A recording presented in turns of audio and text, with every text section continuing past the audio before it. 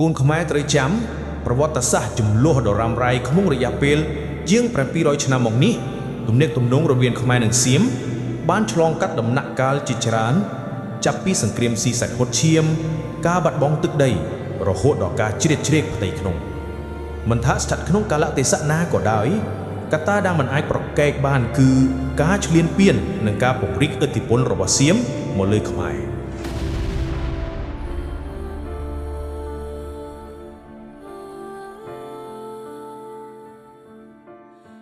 ដោយដែលបានរៀបរាប់ក្នុងឯកសារប្រវត្តិសាស្ត្រខ្មែរបានបាត់បង់ទឹកដីនិងទ្រព្យសម្បត្តិដ៏ច្រើនសន្ធឹកសន្ធាប់រួមទាំងអ្នកប្រាជ្ញនិងអ្នកជំនាញផងដែរប្រវត្តិ700ឆ្នាំមកនេះដូចរៀបរាប់ខាងលើទើបតែ30ឆ្នាំចុងក្រោយនេះទេដែលប្រជាជនខ្មែរស្គាល់រសជាតិសន្តិភាពពេញលេញជាពេលវេលាដ៏មានសុភមង្គលបំផុតរបស់ប្រជាជនខ្មែរដែលអាចឲ្យគ្រួសារបើកភ្លើងភ្លឺពេញផ្ទះមើលទូរទស្សន៍អង្គុយញ៉ាំបាយល្ងាចជុំគ្នាបានជំនួសប្រវត្តិសាស្ត្ររវាងខ្មែរនិងសៀមជាង700ឆ្នាំតាំងពីសង្គ្រាមស៊ីសាច់ហុតឈាមគ្នាពុះចែកដីរហូតដល់ល្បិចដំណាក់ខាងក្រោយអ្វីដែលមិនអាចប្រកែកបានគឺសៀមឈ្លានពានដីខ្មែររហូតថាកាលពីបុរាណកាលចុះយើងនាំគ្នាឈប់រំលឹកព្រោះដូនតាយើងបានទុកប្រាសាទថ្មជាច្រើនដើម្បីគ្រាន់ជាភ័ស្តុតាងការពារអត្តសញ្ញាណខ្មែរមានប្រាសាទមានសិលាចារឹកប៉ុណ្ណឹងហើយវានៅប្រឹងកែកលៃចោះទម្រាំដោយជាតិសាសន៍ផ្សេងបាត់ទាំងអក្សររលំទាំងថ្មអស់ទៀតនោះតែឥឡូវខ្ញុំត្រូវតែរំលឹករៀបរាប់សោដាចំនួននិងសង្គ្រាមរវាងខ្មែរនិងសៀមបន្តិចបងប្អូនស្ដាប់ហើយមានឯកសារបន្ថែមចាំដាក់ចូលខមមិនខាងក្រោមផងឆ្នាំ1238សុខូថៃបោះបោគឺជារជ្ជកាលចាប់ផ្ដើមរបស់សៀមដែលវារុកទន្ទ្រានដីអឿងឈ្លានពានឥតឈប់ឈរព្រោះវាត្រូវការដីរស់នៅក្រោយជំនះពីចិនណាមួយការនោះយើងចាប់ផ្ដើមចុះខ្សោយផងឆ្នាំ1351សង្គ្រាមវៃលុកក្រុងអង្គរលើកដំបូងដោយនគរអយុធយាគ្រប់គ្រងបានដល់ឆ្នាំ1357យើងដណ្ដើមបានវិញតែអំឡុងពេលវាគ្រប់គ្រងនេះវាដឹកជញ្ជូនសម្បត្តិទ្រព្យយើងជាពិសេសអ្នកចេះដឹងរាប់សិបម៉ឺនអ្នកទៅស្រុកវាឆ្នាំ1380រហូតមកចំនួនរ៉ាំរ៉ៃវាលុកលុយយើងឥតស្រាក់ស្រានឆ្នាំ1414មានកំណត់ទូត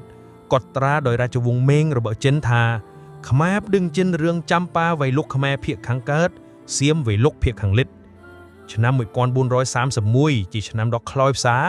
គឺសៀមឯវៃបាយអង្គរដោយស្ដេចអយុធយាឈ្មោះបរមរាជាទី2យើងរើរាជធានីធ្លាក់ចូលគឹងយកខ្មៅងងឹត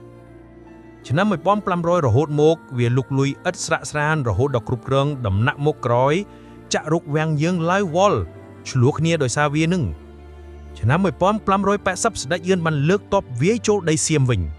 មានបំណងចង់ដណ្ដើមយកការបាត់បង់ដោយឆ្លៀតឱកាសសៀមកំពុងមានសង្គ្រាមជាមួយភូមាឆ្នាំ1591ស្ដេចសៀមវាយបកវិញឆ្នាំ1594វាវាយបែកលងវែកលើកនេះខ្លោចផ្សាម្ដងទៀតហើយវាប្រមូលអ្វីដែលមានតម្លៃទាំងអស់ទៅសៀមតែអ្នកចេះលើកនេះវាអត់យកទេគឺវាបង្ខំឲ្យធ្វើទេសការឬក៏សម្លាប់ចោលតែម្ដងឆ្នាំ1600រហូតមកក៏សៀមនៅលូកដៃផ្ទៃក្នុងវាំងយើងដែររហូតដល់មានឯកសារខ្លះថាវាចង់លើកដាក់នឹកណាឲ្យសោយរៀកសៃទៅវាចង់ហើយយើងក៏ចាប់ផ្ដើមយកយួនរទប់ម្ដងខាងអ្នកម្ដងខាងនោះវិលដូចអាប៉ោងខាតតែទឹកដីឆ្នាំ1620សង្គ្រាមប្រុកស៊ីលើកដំបូងដែលសៀមនិងយួនបានអុចអាលឲ្យរាជវង្សខ្មែរបែកបាក់ហើយវាបង្កជាចម្បាំងដណ្ដើមរាជផ្ទៃក្នុងដើម្បីដណ្ដើមយកខ្មែរទាំងអស់ហើយវាទៅជារ៉ាំរ៉ៃឥតឈប់ឈររហូតឆ្នាំ1767ពេលក្រុងអយុធយាវៃបែកដោយនគរភូមាស្ដេចសៀមរត់មកភាគខាងកើតឆ្នាំ1771-73សង្គ្រាមប្រុកស៊ីម្ដងទៀតរវាងសៀមនិងយួនលើដីខ្មែរដែលទន្ទឹមគ្នានេះផងដែរសៀមកំពុងឈ្លានពាននគរឡាវយ៉ាងព្រៃផ្សាយផងហើយឆ្នាំ1778ក៏ឈ្លានពានឡាវទ្រង់ទ្រាយធំបែបវៀងច័ន្ទដែរដែលឯកសារខ្លះបាននិយាយថាសៀមសម្រាប់ឡាវឡើងរំកាលឆ្នាំ1833ទៅ1842សៀមយួនវាយគ្រាលើដីខ្មែរជាចម្បាំងដណ្ដើមអំណាចគ្រប់គ្រងលើខ្មែរឆ្នាំ1845ព្រះបាទអង្គឌួងស្នើក៏មានសន្ធិសញ្ញាសន្តិភាពរវាងសៀមនិងយួនដែលវាយតែលើដីខ្មែរឆ្នាំ1847សៀមឈ្នះហើយក៏គាំទ្រឲ្យព្រះបាទអង្គឌួងឡើងសោយរាជ្យហើយព្រះបាទអង្គឌួងក៏ចាប់ផ្ដើមរកផ្លូវ ទៅរកបារាំងដើម្បីឲ្យបារាំងបំបែកឥទ្ធិពលសៀមនិងយួនក្នុងរាជវង្សខ្មែរ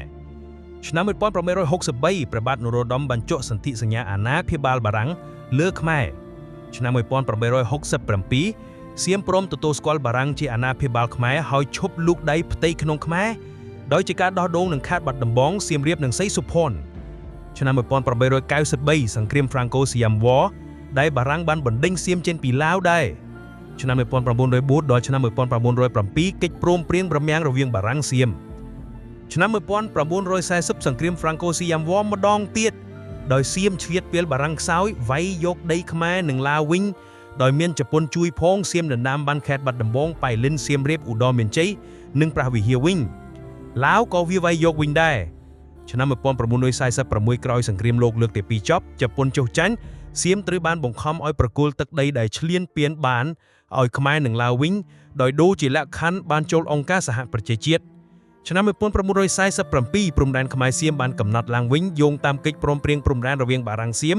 ឆ្នាំ1904ដល់ឆ្នាំ1907ឆ្នាំ1954សៀមចាប់ផ្ដើមទាមទារយកប្រាសាទព្រះវិហារដោយដាក់ទ័ពគ្រប់គ្រាន់តែម្ដងថែមទាំងបន្ហក់ទង់ជាតិរកខ្លួននៅលើប្រាសាទខ្មែរទៀត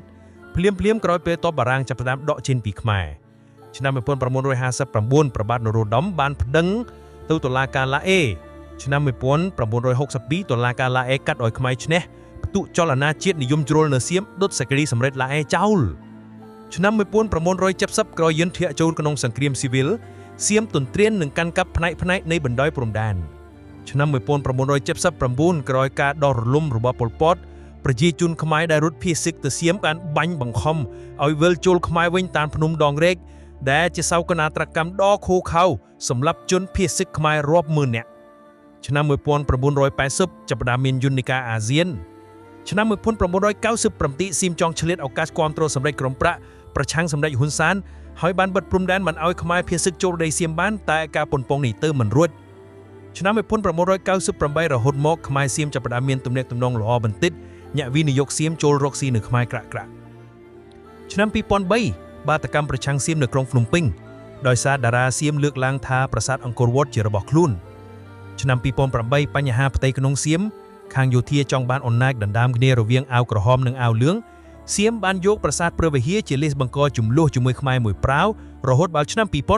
2011ឆ្នាំ2020ពេលចលនាឆ្ពោះទៅមុខ Moving Forward ទទួលបានការគាំទ្រខ្លាំងពួកយោធាភ័យក៏ចាប់ផ្ដើមល្បិចដដែលឆ្កឹះឲ្យមានបញ្ហាព្រំដែនជាមួយខ្មែរ